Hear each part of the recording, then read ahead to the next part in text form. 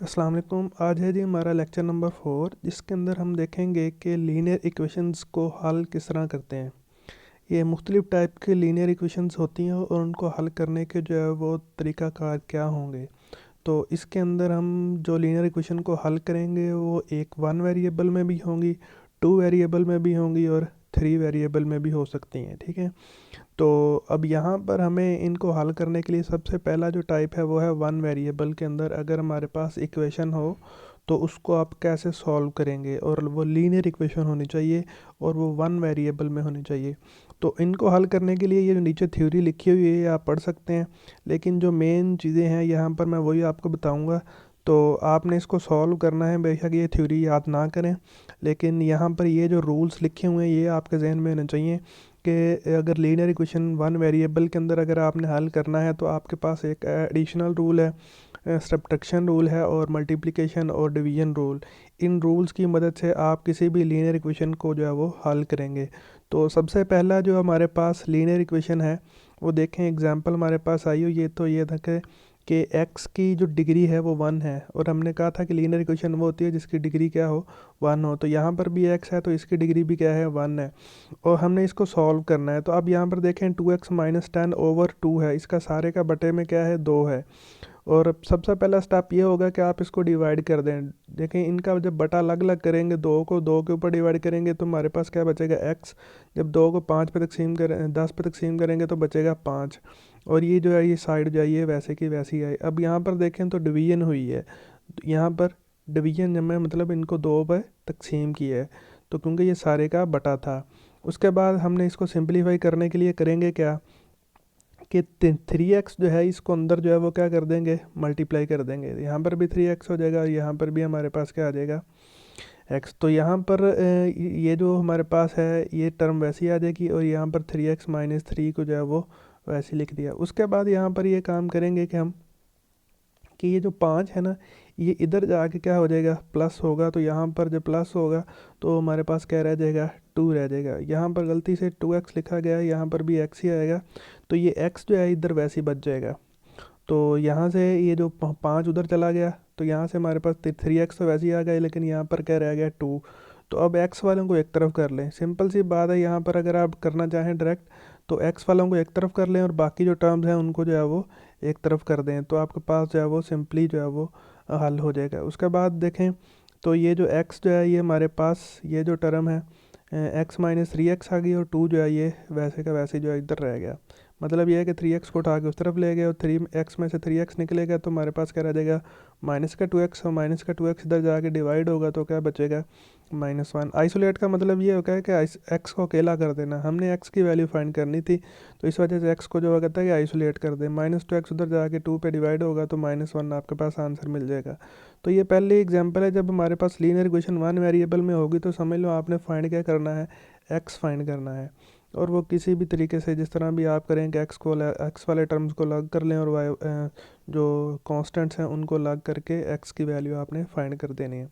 उसके बाद example number 2 है, तो इसके अंदर भी आप देखें तो x की यहाँ पर भी एक x इस तरफ है, बाकी टर्म्स इस तरफ हैं। आप पहले इसको मल्टीप्लाई कर देंगे, यहाँ पर क्या हो जाएगा, 12x, 12 2 कितना हो जाएगा, 24 हो जाएगा। और उसके बाद ये हमारे पास इसको सिंपलीफाई करने के लिए या तो आप ये करें कि ये जो 24 है उठा के इसको मतलब 24 इस तरफ ही रहने दें, ये जो 12x है उसको उठा के उस तरफ ले दें, ठीक है, तो फिर भी ठीक है। या फिर ये करें कि आप 24 को दोनों तरफ से क्या कर दें, उसने 24 को क्या किया हुआ है, माइनस किया हुआ है। जब 24 माइनस करेंगे तो बात तो वही आ जानी है कि मतलब 24 24 का क्या हो जाएगा, कैंसिल आउट, और इधर यहाँ पर क्या जाएगा, x-24। उसके बाद ये है कि फिर उसको मज़ीद सिंप्लीफाई किया हुआ है कि ये जो x जो है वो हमारे पास यहाँ पर उसने कह दिया 11x, और ये जो -24 है, या इसको देखें ये जो x है उधर जाके क्या हो जाएगा, माइनस होगा, तो 12 में से एक x निकलेगा तो यहाँ पर क्या रह जाएगा, 11x, और ये -24 जो है ये वैसे ही आ जाएगा। आप यहाँ पर सीधा सीधा ये 24 सब्ट्रैक्शन के रूल से उसने किया हुआ है, लेकिन आप ये भी कर सकते हैं कि जो ये जो x वाली टर्म्स को एक तरफ कर लें और 24 को जो है वो एक तरफ कर लें, आपका सीधा सीधा आंसर मिल जाएगा। तो मज़ीद जो है वो उसने फिर इसको x को आइसोलेट करने के लिए दोनों तरफ 11 के ऊपर क्या कर दिया है, डिवाइड कर दिया है। या आप कह देंगे 11 इधर जाके क्या हो गया, डिवाइड हो गया, या कह दें कि दोनों तरफ क्या कर दें, 11 के ऊपर डिवाइड। तो ये 11 11 से क्या हो जाएगा, कैंसिल, तो आपके पास क्या बचेगा, x, और यहाँ से -24 ओवर 11। असल में ये जो उसने हल किया है रूल से किया हुआ है। हम करते हैं आमतौर पर लीनियर इक्वेशन को तो रूल्स इस्तेमाल नहीं करते, मतलब प्लस डिवीजन मल्टीप्लिकेशन का। तो आप इस तरह भी कर सकते हैं, अगर वैसे करना चाहें तो वैसे भी ठीक है, आपकी मर्ज़ी है। तो ये एक इक्वेशन है, इसको आप खुद सॉल्व करने का, ठीक है। और यहाँ पर एक इजाफी जो वैल्यू है, यहाँ पर देखें एक्स की वैल्यू तो फाइंड कर ली। उसके बाद उसने कहा हुआ है कि क्या फाइंड करें, आप इसको चेक करें कि आपका जो आंसर है वो ठीक है कि नहीं। तो आप चेकिंग के लिए आप ये करेंगे कि आपका जो एक्स की वैल्यू आपने निकाली हुई है ना, इसको जो ओरिजिनल इक्वेशन थी ये वाली जो है आपके पास, इसके अंदर आप पुट करके देखेंगे कि दोनों साइडों का आंसर बराबर आता है कि नहीं। तो इस एक्स की जगह पर देखें तो 5 पुट कर दिया उसने, 3 वैसे ही आ गया, और यहाँ पर 5 और ये 5, देखें 5 3 15 में से 5 निकल गया, तो 10 इज इक्वल टू क्या आ गया 10। इसका मतलब है कि जो आपने एक्स की वैल्यू निकाली है वो ठीक है। तो ये चेकिंग जो है ये आप हर क्वेश्चन के अंदर ही करेंगे। तो यहाँ पर मैंने आपको एक के अंदर बताई है, बाकी के क्वेश्चन के अंदर भी आप खुद ही चेकिंग करेंगे, ठीक है। उसके बाद ये क्वेश्चन है एग्जाम्पल नंबर 2 है, तो यहाँ पर भी यही है कि ये बटे के अंदर टर्म्स हैं, ठीक है। बटे के अंदर जब टर्म हो तो क्रॉस मल्टीप्लाई होता है, ठीक है। तो उसने क्रॉस मल्टीप्लिकेशन का मतलब ये है कि ये बटे के अंदर है, यहाँ पर भी ये बटे के अंदर है। तो दो वाली टर्म जो है वो किससे मल्टीप्लाई होगी, इससे, और ये वाली टर्म जो है वो इससे मल्टीप्लाई होगी। क्रॉस आप बटे के अंदर लिख के क्रॉस मल्टीप्लिकेशन कर देंगे तो आपके पास ये टर्म बन जाएगी। इसको मज़ीद ये है कि आप अंदर मल्टीप्लाई कर दें, यहाँ पर भी इसको अंदर मल्टीप्लाई कर दें, तो आपके पास उसके बाद जो है वो 9x, और यहाँ पर उसने लिख दिया 7x। ये असल में 2x उधर जाके क्या हो जाएगा 9x में से माइनस, तो यहाँ पर 7x रह जाएगा। और 12 यहाँ पर पहले ही माइनस का 12 है, और ये उधर जाके माइनस का 12 होगा, तो माइनस का 12 12 कितना हो जाएगा 24।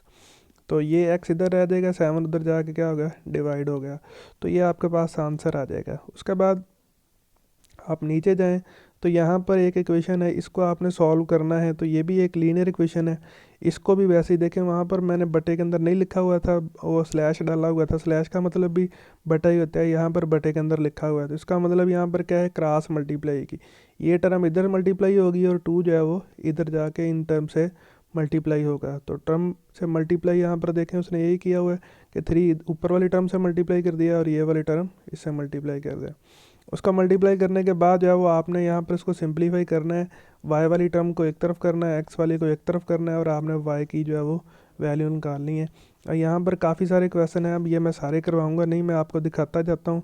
तो ये भी एक क्वेश्चन है, इसकी आपने ये वाली जो स्टेटमेंट है ये नहीं आपने पढ़नी, आपने सिर्फ इसको सॉल्व करना है यहाँ से, ठीक है। यहाँ से आपने एक्स की वैल्यू फाइंड करनी है। ऊपर वो एप्लीकेशन है, एप्लीकेशन आपके सिलेबस में शामिल नहीं है। तो इसी तरह यहाँ पर एक क्वेश्चन है, इसके अंदर भी आपने x की वैल्यू फाइंड करनी है, ये भी डिवीजन के अंदर है। इसको भी आप क्रॉस मल्टीप्लाई कर दें, क्योंकि 5 के नीचे 1 है, उसको सॉल्व कर दें, या इस कह दें कि ये वाली टर्म उधर जाके क्या हो गई मल्टीप्लाई होगी। बात वही है, आपने यहाँ पर भी x की वैल्यू ही फाइंड करनी है, ठीक है। उसके बाद चले जाएँ, काफ़ी सारे क्वेश्चन है यहाँ पर, ये भी एक लीनियर इक्वेशन है, 1 वेरिएबल में है, तो यहाँ पर भी सिर्फ y वेरिएबल है, तो ज़रूरी नहीं है कि x या y भी हो सकता है। उसके बाद आगे निकल जाएं तो यहाँ पर भी एक क्वेश्चन है, ये z वेरिएबल के अंदर है, तो ये भी लीनियर इक्वेशन, लेकिन ये z वेरिएबल के अंदर है और ये 1 वेरिएबल के अंदर ही है। इसको भी आपने z की वैल्यू फाइंड कर देनी है, और इसको देखें उसने चेक भी किया हुआ है कि ठीक है कि आपका आंसर कि नहीं। इसी तरह ये भी एक क्वेश्चन है, ये y वेरिएबल के अंदर है, इसको भी आप सॉल्व करेंगे और फाइंड किसकी वैल्यू करेंगे, y की वैल्यू निकालेंगे कि y की वैल्यू क्या आती है, ठीक है। तो उसके बाद चेक करेंगे इसको आंसर। और ये कुछ मैंने एक्सरसाइज लिखी है, ये एक्सरसाइज के क्वेश्चन है, ये आप खुद सॉल्व करेंगे। यहाँ पर देखें तो ये एक वेरिएबल के अंदर हैं जितने भी क्वेश्चन हैं, तो एक वेरिएबल को आप हल करना सीखा है, एक्स वाली टर्म्स को एक तरफ कर दें, वाई वालों को एक तरफ, और उसको सॉल्व कर दें। तो ये सारे क्वेश्चन हैं, ये 9 क्वेश्चन है, इसकी नंबरिंग नहीं दी गई। तो यहाँ पर 9 क्वेश्चन जो है वो आपने सॉल्व करने हैं। उसके बाद चलते हैं, यहाँ पर जब हमने पढ़ा था ऊपर वाला वो था लीनियर इक्वेशन 1 वेरिएबल के अंदर।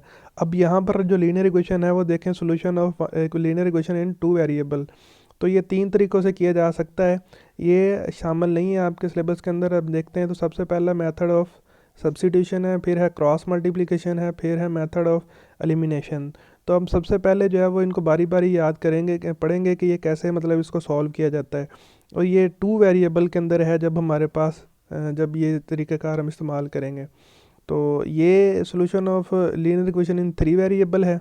तो इनके लिए मतलब जिस तरह ये है, ए एक्स है, वाई है, जेड, ये 3 वेरिएबल के अंदर लीनियर इक्वेशन है। तो इसको भी आगे जाके हम देखेंगे ये मतलब कैसे सॉल्व करते हैं। तो अब यहाँ पर हमने सबसे पहला जो है वो 2 वेरिएबल का जो पहला मेथड है वो क्या था, सब्स्टिट्यूशन मेथड था कि सब्स्टिट्यूशन मेथड में लीनियर इक्वेशन को कैसे सॉल्व करते हैं।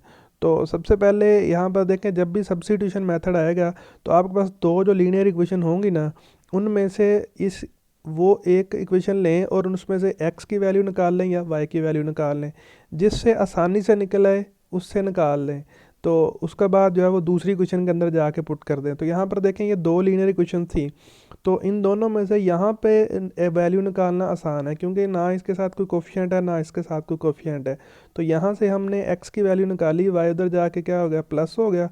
और x की वैल्यू फाइंड करने के बाद जो है वो इक्वेशन नंबर 1 जो थी हमारे पास, ये यहाँ पर देखें, यहाँ से x की वैल्यू निकाली और ये जो x है इसकी जगह पर पुट कर देंगे। ये वही इक्वेशन लिखी और देखें 2 ऐसे ही आ गया और x की जगह पर क्या आ गया, 3 + y, और ये जो 9 है ये वैसे का वैसा ही आ गया। और यहाँ से इसको सॉल्व करने के बाद अंदर मल्टीप्लाई किया और उसके बाद इसको सॉल्व किया, तो ये जो हमारे पास हो जाएगा 5y हो जाएगा, और 6 उधर जाके उसमें से 9 में से निकलेगा तो आपके पास क्या रह जाएगा, 3। इसको डिवाइड कर देंगे 5 उधर जाके, तो आपके पास y = क्या आ जाएगा, 3/5।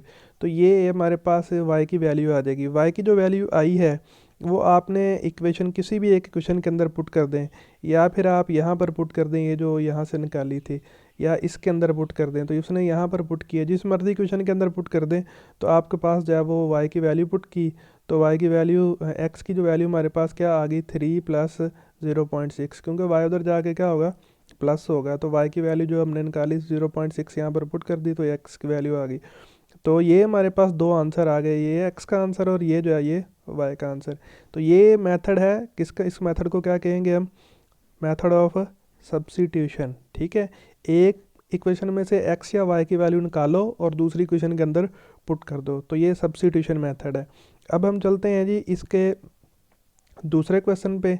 ठीक है, तो दूसरा क्वेश्चन भी आपने यहाँ पर ये किया हुआ है, देखें। तो ये भी दो क्वेश्चन हैं, यहाँ से आपने x की वैल्यू निकालें, ये y उधर जाके क्या हो जाएगा, प्लस का 12 हो जाएगा, और ये जो है x की वैल्यू आप यहाँ पर जाके जो है वो पुट कर दें। तो आपके पास जब पुट करेंगे तो आपके पास जो है वो y की वैल्यू क्या आ जाएगी, 2/3। तो उसमें से आपके पास x की वैल्यू, इसी तरह आप y वैल्यू आ जाएगी, और y की वैल्यू किसी एक इक्वेशन के अंदर जाके आप पुट कर दें तो आपके पास किसकी वैल्यू आ जाएगी, x की वैल्यू आ जाएगी। अब इनका एलसीएम लेना और वो तो आपको आना चाहिए। ठीक है, तो आपके पास क्या आ जाएगा, 34/3। उसके बाद देखें तो ये मेथड थे हमारे पास पहला, जिसके अंदर हमने पढ़ा था सब्स्टिट्यूशन मेथड। अब यहाँ पर आता है क्रॉस मल्टीप्लिकेशन मेथड। तो ये हमारे पास दो लीनियर इक्वेशन है, और क्रॉस मल्टीप्लिकेशन मेथड के लिए ये देखें, ये वाला जो कोफिशिएंट्स जो लिखे हुए हैं, ये जो कोफिशिएंट होता है ना, इसको कहते हैं A1 ऊपर वाला, A2 नीचे वाला, B1 नीचे वाला ऊपर वाला, और B2 जो है वो नीचे वाला। उसके बाद ये C1 और ये C2, मतलब पहला A1 A2 B1 B2 C1 C2।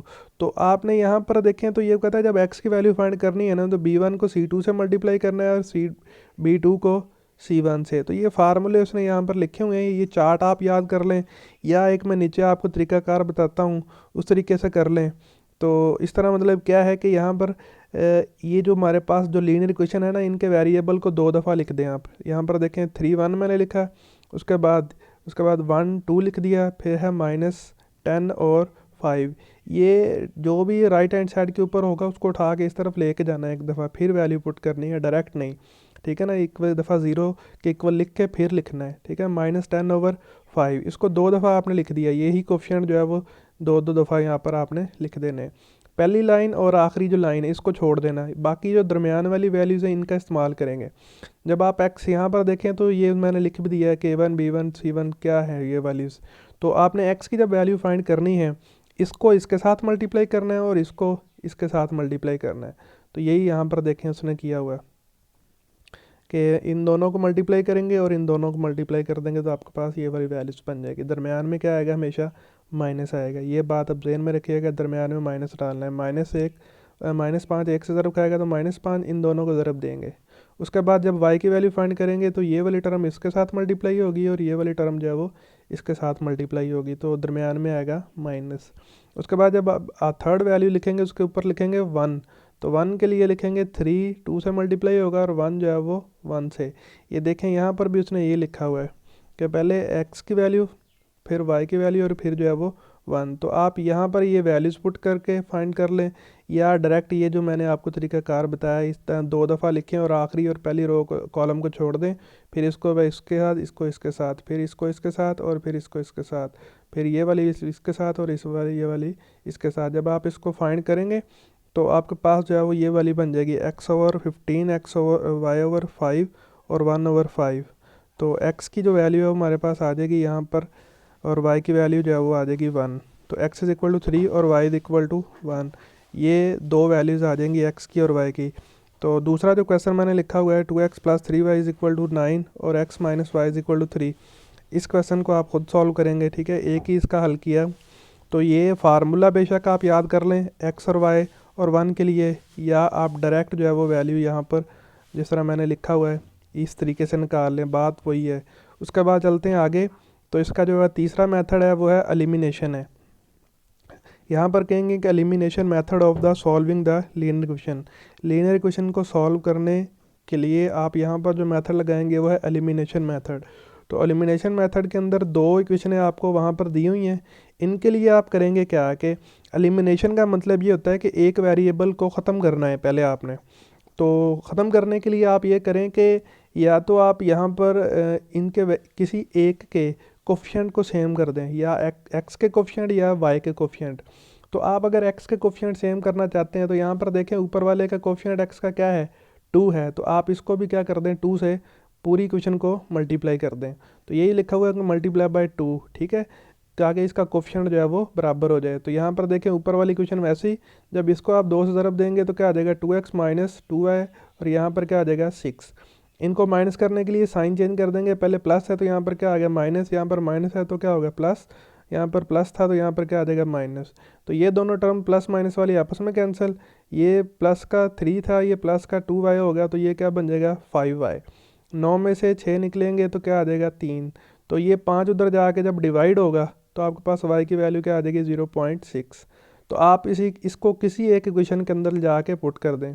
तो इसने इस इक्वेशन के अंदर पुट किया हुआ है कि x - y is equal to 3 वाली इक्वेशन के अंदर जाके y की जो है वो वैल्यू पुट करती। तो ये उधर जाके क्या हो जाएगा 3 में से माइनस, तो क्या आ जाएगा 3.6। तो यहाँ पर भी देखें हमारे पास 3.6 और 0.6 है। इसी क्वेश्चन को जब हमने पहले सब्स्टिट्यूशन मेथड से किया था तब भी आंसर यही आया था, और देखें एलिमिनेशन से आंसर भी यही है। तो ये 3 तरीक़ेकार हैं। जब किसी भी टाइप की लीनियर 2 इक्वेशनें हमारे पास आ जाएँ तो उसको आप जो है वो सॉल्व कर सकते हैं। यहाँ पर क्या हमने पढ़ा है, ये एलिमिनेशन मेथड है, ठीक है। उससे पहले जो हमने प्रीवियस पढ़ा है वो कौन सा मेथड था हमारे पास, क्रॉस मल्टीप्लिकेशन मेथड था। तो इसको मैंने इस तरह भी आपको बता दिया है, और जिस तरह मैंने करवाया वही बात वही है। ये कोफिशिएंट याद कर लें या उस तरह कर लें, बात वही हो जाएगी। उसके बाद आगे चलते हैं। तो यहाँ पर हमारे पास जो था हमने जो ऊपर मेथड पढ़ा था वो काफ़ी ऊपर जाके पढ़ा था हमने, उसको मेथड को हमने क्या कहा था, ये कौन सा मेथड है, सब्स्टिट्यूशन। तो आप सब्स्टिट्यूशन मेथड भी इस्तेमाल कर सकते हैं।